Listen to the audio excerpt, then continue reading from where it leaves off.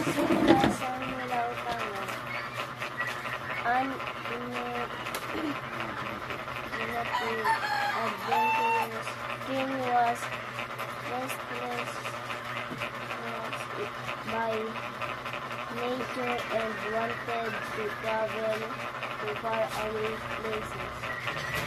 He loved hunting wild animals, so when hard that there were dogs in the jungle of Tanjung Beltan, which were not easy to hunt. He was excited and took with him a great fleet of ships to Tanjung Beltan. When the king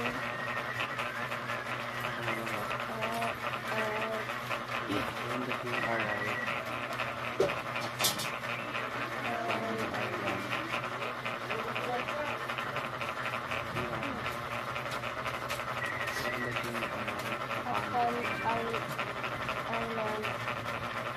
he and his subjects had a hunting expedition that lasted several hours, slaying many wild and savage beasts but no stags.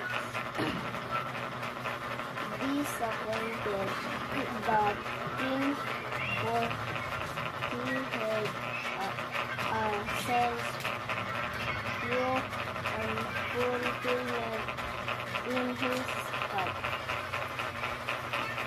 Suddenly, a large stag darted out of the bush in front of Samurai Utama, giving the king a shot. But the king drew the silver dagger and hurled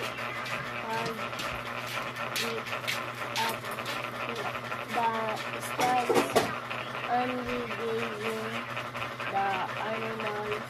The stag began to run, and the king pursued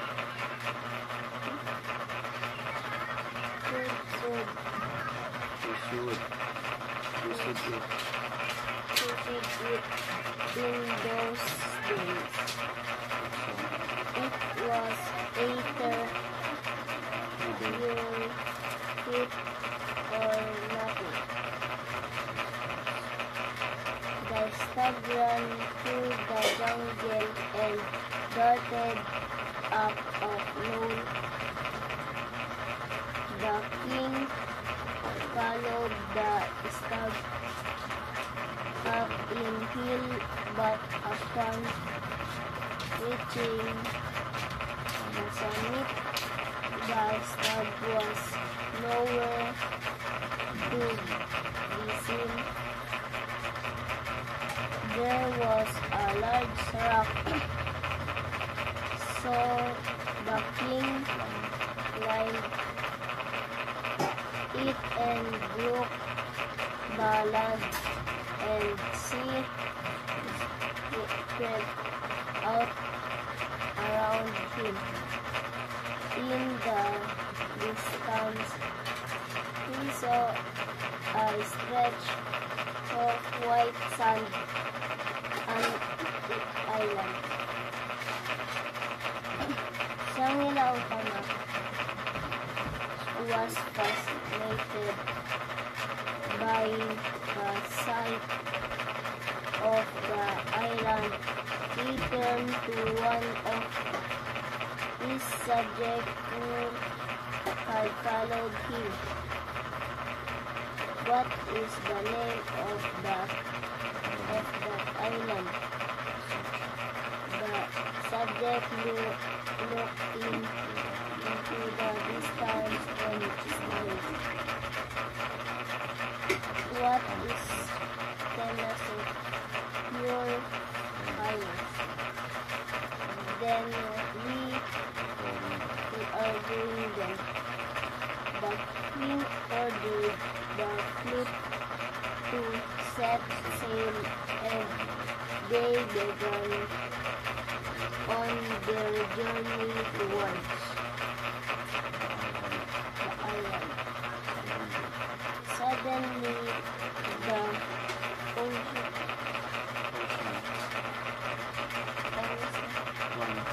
once blue skies were covered with black clouds.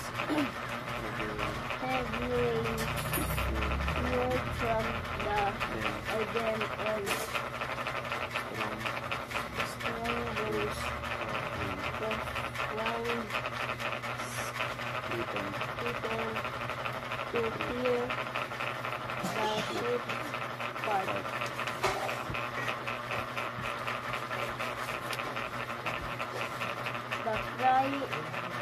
The ship crying sang Lautaro was in the very eye of the storm.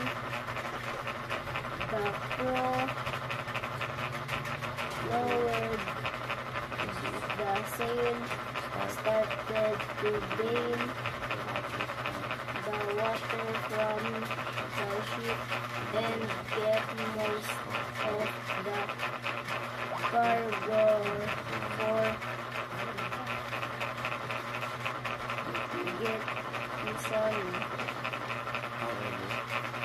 However, an idea came into the king's head. He remembered a story his grandfather told him of how one of ancestors became the sea king, and that he was the only king which belonged to his ancestors. He removed his crown immediately and threw it into the sea. All at once, the storm broke as suddenly as it started, the skies began to clear, and the crew gave a shout of joy and set sail once more to the islands of Temasek. When the king stepped upon the island, a creature stepped out of nowhere, and the king and his men were struck by the magnificent creature. It was large and moved with wings, had a black head covered the inside in a fish neck, and red, but when the king drank his bow and arrow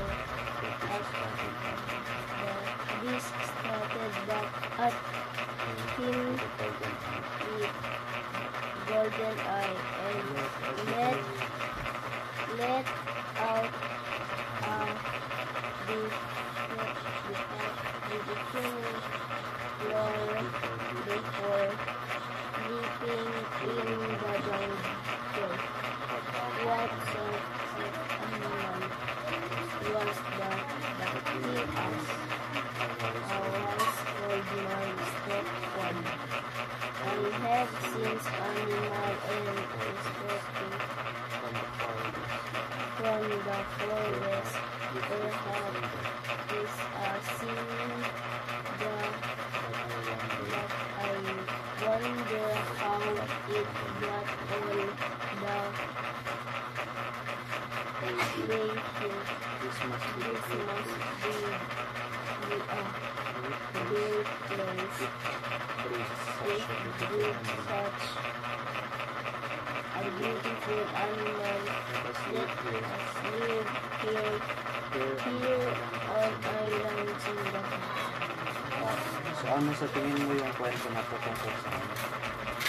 Pwede mo bang kwento sa akin yung naintindihan mo sa kwento na to? Diba, unahin ko. Diba meron daw silang hari. Tapos sila daw mahilig silang magbangka sa ibang lugar. Tapos ngayon, naghahanap kasi sila ng stags. Island. No? So ngayon, nung nakita nila hindi sila makahanap ng stags, nakakita sila ng island. Diba? Tapos yung pinuntahan daw nila yun, ano yung nangyari? Yung nagkaroon ng bagyo. Diba? Nagkaroon daw ng bagyo, nagkaroon ng malakas na alon. Tapos ano yung ginawa ng hari? Para alam nyo na. Tapos ano yung nangyari ng ginawa nyo para alam nyo sa bagay? Lahat mga nito. Tapos pumunta sila doon sa island. Nung nakapunta na sila sa island, ano yung nakita nila? Yung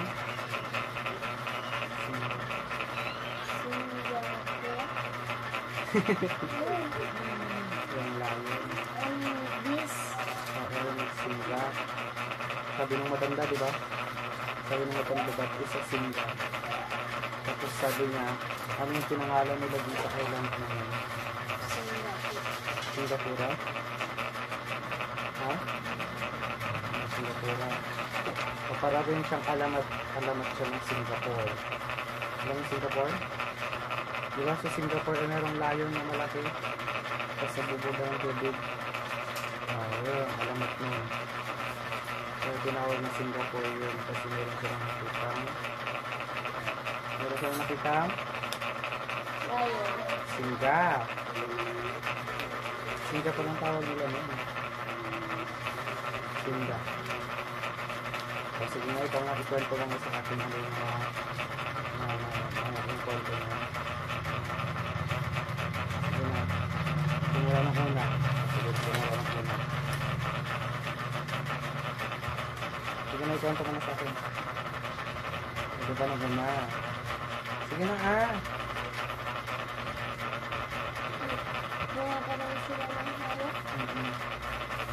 Naghahanap sila ng stags.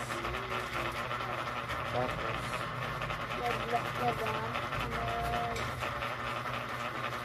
lalakbay siya sa dagat. Tapos nakakita siya ng island. Pumunta sila at biglang ginagawa. ngayon, anong ginawa ko? Tinakpan na nga yung turong niya sa dagat. Tapos gumawin ko yung Ngayon, at pagdating niya dun sa island, nakakita sila ng sinira. tapos Tapos yun na yung tinawag nila Singapore. Yun yun na ngayon yung Singapore, di ba? May naiintindihan mo ba yung kwento na to? Ha? Naiintindihan mo na yung Singa. Ito ang alamat ng Singa. Ibig sabihin ng lion. Si lion. Naiintindihan mo? Nahanap sila ng si lion doon sa Singa. Doon sila tumira sa Singapura. Ang tinatawag ngayon ay Singapore. So, ngayon naiintindihan mo na yung kwento na ito. Sino yung pandito dito? Sa nila. Sino yung tita nito? Sangila po. Tama. Isang ila. Tama. Yun na, naintindihan mo na?